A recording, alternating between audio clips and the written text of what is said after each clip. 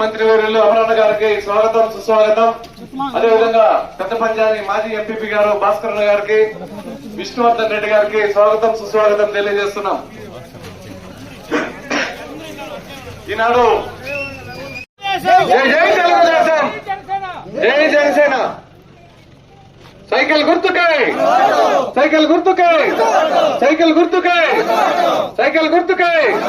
అమరన్న గారి నాయకత్వం, అమరన్న గారి నాయకత్వం, అమరన్న గారి నాయకత్వం. జై తెలుగుదేశం.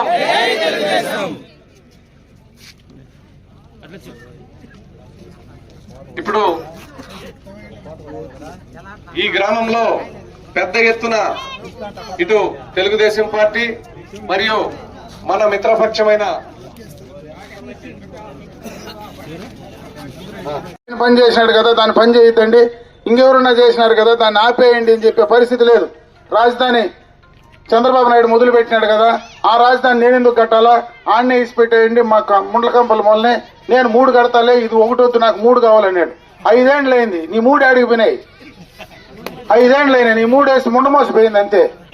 రాష్ట్రాన్ని రాజధానిని ముండమో ఇచ్చింది జగన్మోహన్ రెడ్డి. పోలవరాన్ని ఆయన మొదలుపెట్టి కంప్లీట్ చేస్తా ఉంటే ఆ పని ఈ రోజు దాకా చేసే పరిస్థితి లేదు. అంటే అన్ని రకాలుగా కూడా ఆయన వ్యవహార శైలి ఈ ప్రభుత్వం పద్ధతిగా లేదు. ఆయనతో వచ్చినటువంటి నాయకులు కూడా ఒకే పనే, సింగిల్ పాయింట్ ప్రోగ్రాం పెట్టుకున్నారు. ఎక్కడ చెరులో ఇసుక దొరికితే ఆడు తోలుకోవడం,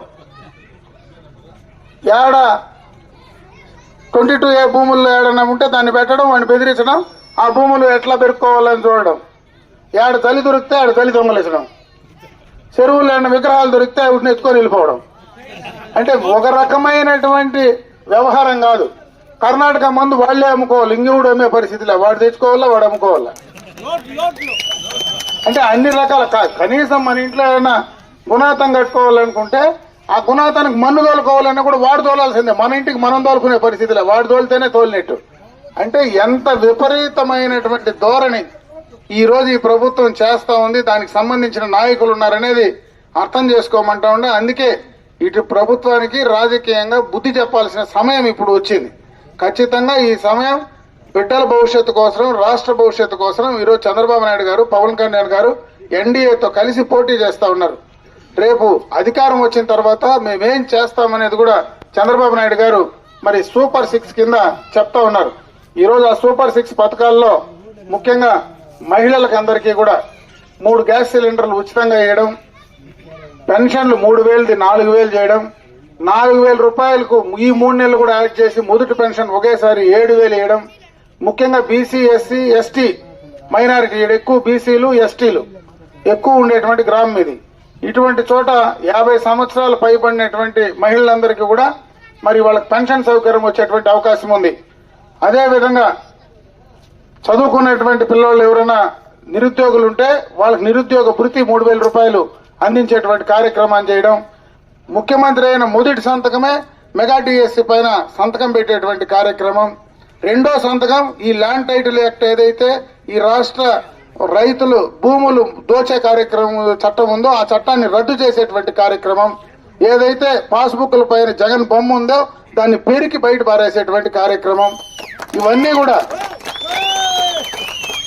చాలా కార్యక్రమాలు, ప్రజలకు ఉపయోగపడేటువంటి కార్యక్రమాలు, సూపర్ 6 కార్యక్రమాలు.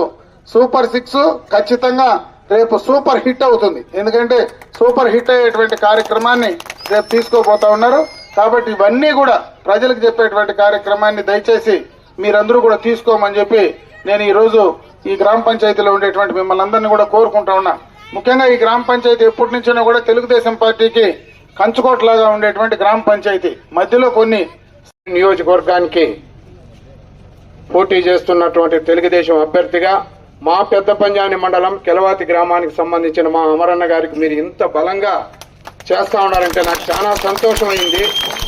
కాబట్టి రాబోయే రోజుల్లో తెలుగుదేశం పార్టీ రావడం ఖాయం, చంద్రబాబు నాయుడు ముఖ్యమంత్రి కావడం ఖాయం.